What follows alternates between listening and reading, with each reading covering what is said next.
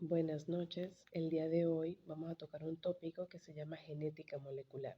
Mi nombre es Carla López, soy residente del segundo año del posgrado de Medicina Interna del Hospital Nacional General Dr. Raúl León Otero. Nuestro facilitador del día de hoy es el Dr. Adán Navas. Primeramente debemos saber qué es la genética. La genética es la rama de la biología que estudia los procesos que se dan en el ADN.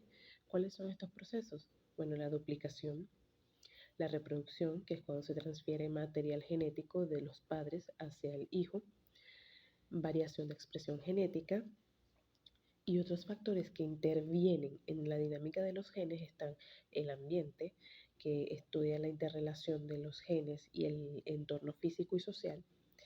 Tenemos la producción agrícola, que permite producir variedades de cultivo agrícola resistentes a plagas, a enfermedades. La farmacéutica, que va a estudiar la reacción del gen ante el medicamento. Y las enfermedades, que es cuando suceden mutaciones de un gen o de varios genes. Sabiendo esto, ¿cuál es la importancia de la genética en la medicina? La aplicación de la genética humana a la medicina se denomina genética médica. Su objetivo es el estudio de la etiología, patogénesis e historia natural de la enfermedad del ser humano que tienen al menos parcialmente una base genética. Sabiendo esto, podemos determinar cuáles son las patologías de causas hereditarias eh, que, que fueron transferidas desde padre, madre hacia los hijos y estos son portadores de dichas enfermedades y las patologías espontáneas como la causan ciertos cánceres genéticos. ¿Cuáles son las áreas de la genética médica? Tenemos la genética clínica que estudia los defectos congénitos y desórdenes hereditarios. Aquí el objetivo es estudiar la causa, la recurrencia, para así poder darle una orientación adecuada al paciente, a sus familiares, para un mejor manejo de dicha patología o de dicha enfermedad que esté padeciendo el mismo. Aquí utilizamos la evaluación clínica, es importantísimo el árbol genealógico para poder así determinar cuáles son esas patologías que padece el paciente.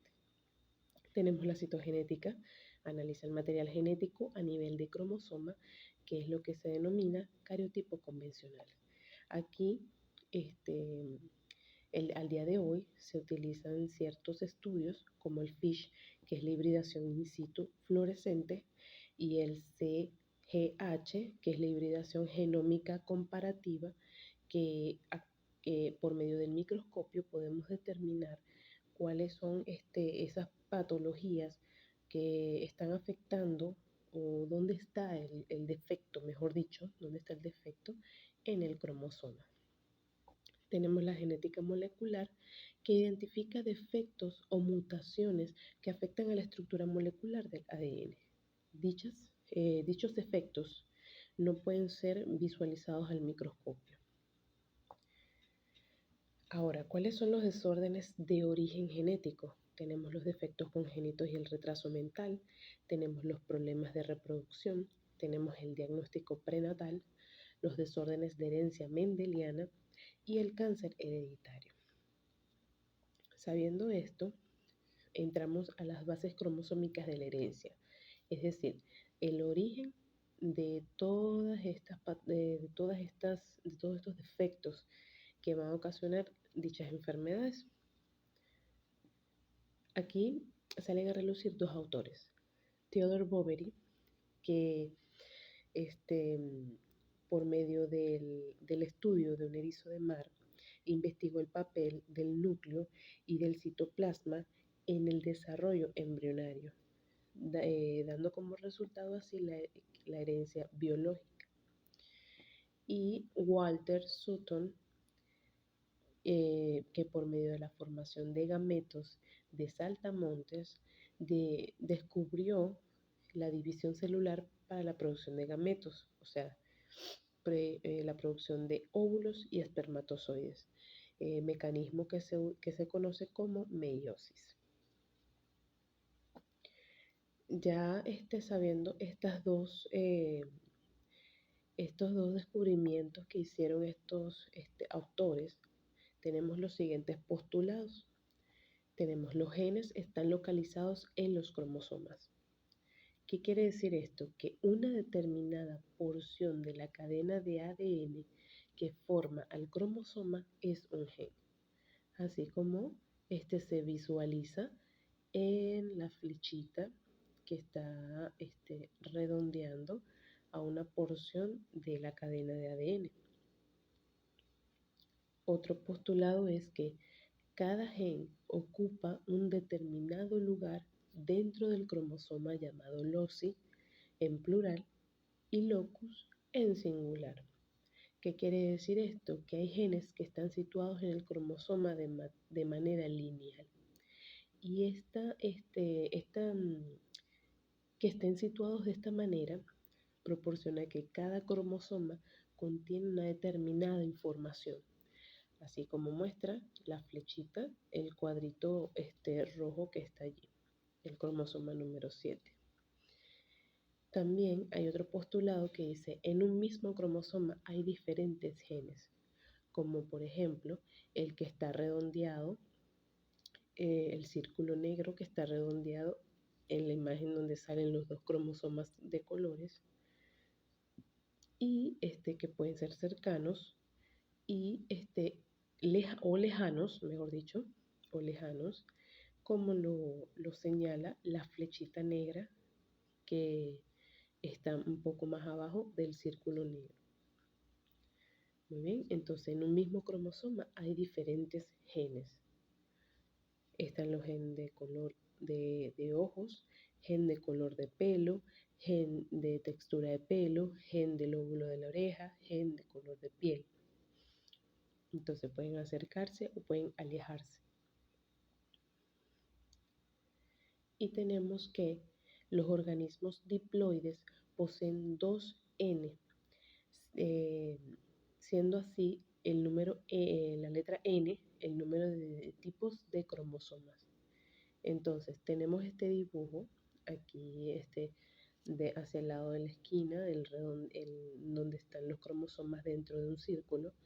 Entonces aquí estas parejas de cromosomas están formadas por dos cromosomas del mismo tipo y tienen información para los mismos caracteres, llamados así cromosomas homólogos. Todos ellos son cromosomas homólogos. ¿Por qué? Porque tienen una pareja. Ve que son los marrones, hay dos marrones, hay dos naranjas y hay dos verdes, por decir algo así, pudiendo tener diferentes alelos, pero mismo tipo de información. Eso es algo muy importante que debemos tener en consideración. Entonces, aquí se produce la meiosis, o sea, la reacción de la meiosis. Meiosis 1. Aquí tenemos otra vez la imagen redondeada. La imagen redondeada en donde vemos los cromosomas. Aquí, en esta parte del mecanismo, las parejas de cromosomas se sitúan una al lado de la otra y se intercambian su material genético, para luego separarse. Entonces, ¿qué sucede al final de todo este proceso? Recombinación genética, separación de cromosomas homólogos y el número de cromosomas se reduce a la mitad. ¿Por qué? Porque se separan, ya no son homólogos, ya buscan la manera de separarse. Ocurriendo así la meiosis 2. ¿Qué sucede aquí en la meiosis 2? Bueno, esos cromosomas homólogos se van a separar. Y esa separación, luego ellos se van a dividir hasta quedar un alelo por cada división. Entonces, ya no se llamarían gametos 2N, sino se van a llamar gametos N haploides. ¿Por qué? Porque va a quedar un solo alelo. Entonces, la célula somática posee 46 cromosomas y los gametos 23 cromosomas, ya que se han separado los cromosomas homólogos. Para concluir, entonces tenemos los factores hereditarios de Mendel y los la reacción de los cromosomas. Entonces, tenemos varias coincidencias que se generan en la parte externa y lo que ocurre dentro de la parte interna, o sea, en la parte de los cromosomas, de la estructura del defecto que pueda presentar.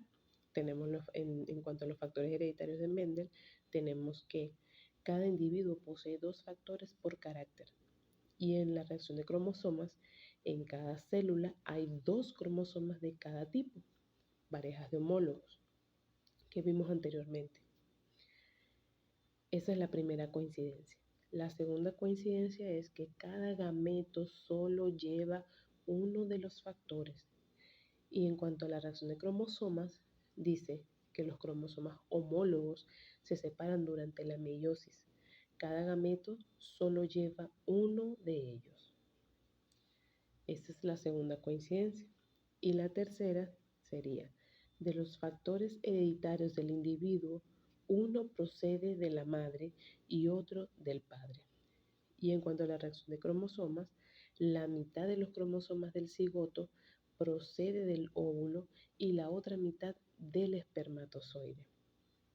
Entonces son tres coincidencias que se presentan en este tipo de reacciones. Bien, entonces para concluir, ¿cuál es la importancia de la genética médica en nuestra rama de la medicina? Pues muy importante porque con todos los avances que han habido desde hace muchos años hasta la actualidad, podemos dilucidar mucho mejor patologías que son hereditarias y así poder llegar a una conclusión, a un mejor manejo de dichas patologías para así poder darle una mejor calidad de vida al paciente, poder así tener un, un archivo de cuáles son esas patologías que pueden afectar, cómo pueden afectar y qué podemos hacer nosotros los médicos para ayudar al paciente a que tenga una mejor calidad de vida, a que pueda, a que esté al tanto, a que conozca más de su patología y así pueda, si en dado caso tiene hijos, pueda ser detectado a tiempo dichas patologías y bueno, como ya lo dije anteriormente, mejorar lo que es la calidad de vida del paciente. Y bueno, con esto concluyo. Muchísimas gracias. Espero tengan muy buenas noches.